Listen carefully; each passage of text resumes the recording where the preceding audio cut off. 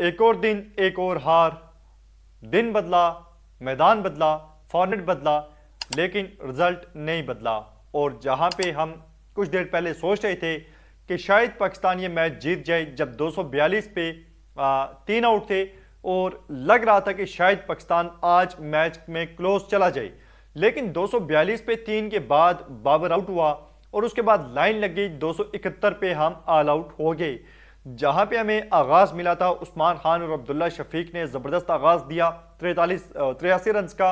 अब्दुल्ला शफीक आज बहुत बेहतरीन टच में नजर आ रही थी, लेकिन फिर वही गलती, विकेट थ्रो करके चले गए एक किस्म के।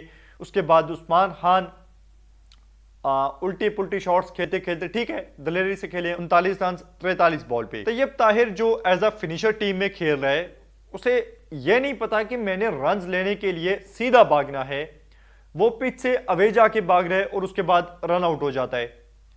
पाकिस्तान की मुश्किलात में इजाफा करता है। उससे डाइव भी सही नहीं लगी। ये तो उसके फिटनेस के मसाइल हैं, जो भी है। तो Tayyab Tahir as a finisher खेल रहा था और उसकी जगह कामरान गुलाम को ड्रॉप कर दिया गया। यकीन माने कि कामरान गुलाम को ड्रॉप करना, हमने पहले भी बात की थी कि कामरान गुलाम जिसने परफॉर्मेंस आपको दी है और आप ये बोल के कि उसकी फील्डिंग अच्छी नहीं है, आप उसे बाहर कर देते हैं, तो फिर रिजल्ट यही आना था। जब आप जो डिजर्विंग प्लेयर हैं उन्हें जगह नहीं देंगे। तो तैयब ताहिर था, कामरान गुलाम नहीं था, रिजल्ट यही आना था।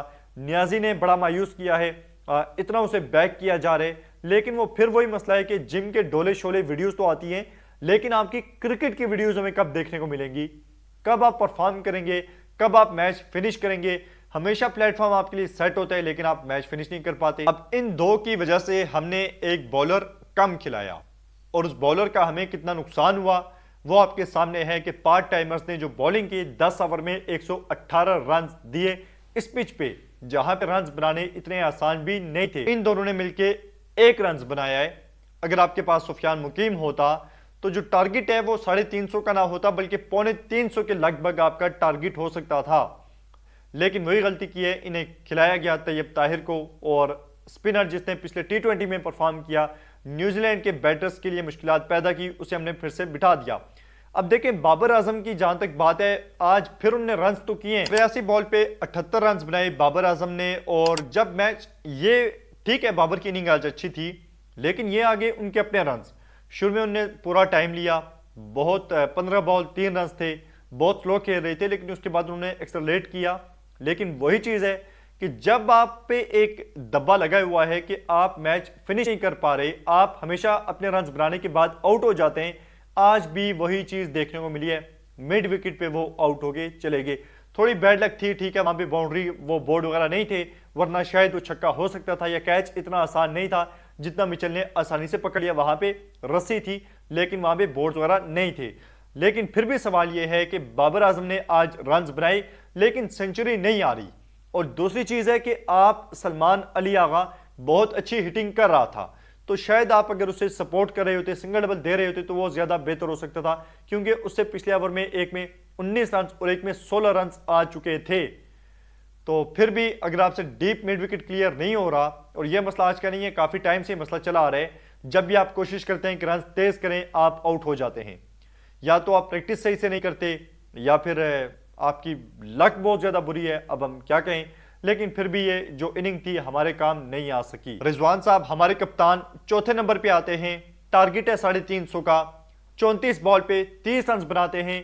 और एक यंगस्टर मोहम्मद अब्बास जो बैटिंग ऑलराउंडर है, उसके अगेंस्ट इतनी मुश्किल से बैटिंग कर रही थी जैसे पता नहीं क्या हो गया, और विकेट भी उसी को देके चले जाते हैं। 34 बॉल पे 30 रन, कैप्टन ही नहीं। हमारे पार्ट टाइमर्स को जो रन पड़े हैं वो 10 ओवर में 118 रन बने हैं, और उनका पार्ट टाइम बॉलर है जो मोहम्मद अब्बास, हमने उसे 6 की इकॉनमी के साथ 7 ओवर में 43 रन मारे और विकेट भी दे दी है। हालांकि हम ये चीज न्यूजीलैंड ने खेलते हुए देखी है कि हमारे पास 5 बॉलर नहीं है और हमने उसे टारगेट करना है। हमने ये बात नहीं सोची, हमने सारे बॉलर्स को एक ही तरह से देखते हैं, मतलब जो उनका मेन बॉलर होगा उसे भी वैसे ही खेलना है, जो उनके पार्ट टाइमर होंगे उन्हें भी वैसे ही खेलना है, स्पिनर को भी उसी अंदाज से खेलना है, फास्ट बॉलर्स को भी उसी अंदाज से खेलना है। मतलब कि आप अपनी स्ट्रेटजी को कब चेंज करेंगे कि आप किसी एक बॉलर को तो टारगेट करें जिसके अगेंस्ट आपने रन बनाने हैं, उन्हें परेशान तो करें थोड़ा बहुत। लेकिन नहीं, वही बिल्कुल ऑर्डिनरी किस्म की, मतलब समझ नहीं आती कि जिस तरह से आप उनके मेन बॉलर्स को खेल रहे हैं वही तरीका आपका एक पार्ट टाइमर के अगेंस्ट भी है, जो आज डेब्यू कर रहा था अपना 200 की स्ट्राइक रेट के साथ वो बैटिंग करके गया है, 26 बॉल पे 52 रन, और उसके बाद विकेट भी लेकर चला जाता है। बाकी इस पूरी टीम में आपको एक ही फाइटर नजर आएगा, और हमारी हार की वजह यही है मुसलसल कि हमारी टीम में फाइटर्स नहीं है, ना फील्डर्स कोई फाइटर नजर आता है, ना बैटर और ना बॉलर। कोई बॉलर आपको ऐसा नजर नहीं आएगा जो फाइट करता हुआ देखा जाए। मतलब इन्हें तो चौके छक्के पड़ रहे होंगे तो इनके दांत निकल रहे होते हैं, इतने बेशरम हो गए ये। कोई बंदा फाइट करता है मैच में, सीरियस होकर मैच खेलते हैं, रिजवान साहब कप्तान है, मैच आप हारे होते हैं और आपके दांत निकल रहे होते हैं, तो जब तक आप मैच को सीरियस लेकर नहीं चलेंगे आप कैसे जीतेंगे। पूरी टीम में एक बंदे जो फाइट करता हुआ नजर आता है, उसका नाम है सलमान अली आगा। बॉलिंग ठीक है, आज उसने बहुत गंदी की है, बहुत ही ज्यादा गंदी बॉलिंग की है। हालांकि वो रेगुलर बॉलिंग करता है, इतने रन नहीं पड़ने चाहिए थे, लेकिन फिर भी वो बंदा शुरू में आते साथ ही उसने अपनी गेम बहुत चेंज की है। आप देखें कि किस तरह से वो खेल रहा था। 48 बॉल पे 58 रन बनाए हैं उसने, 3 छक्के 5 चौके लगाए हैं, 120 का स्ट्राइक रेट है। और जहां तक बात है, ये जो सिलसिला है न्यूजीलैंड से हारने का, ये बहुत तवील होता जा रहा है, बहुत ही ज्यादा तवील, बहुत बहुत बहुत तवील। यहां पे कप्तान बदले, बाबर बदला, शाहीन बदला, रिजवान बदला, बहुत कुछ बदल गया, लेकिन रिजल्ट नहीं बदल रहा। और न्यूजीलैंड वहां भी खेली, पाकिस्तान में भी खेली, उसके बावजूद हम नहीं जीत पा रहे।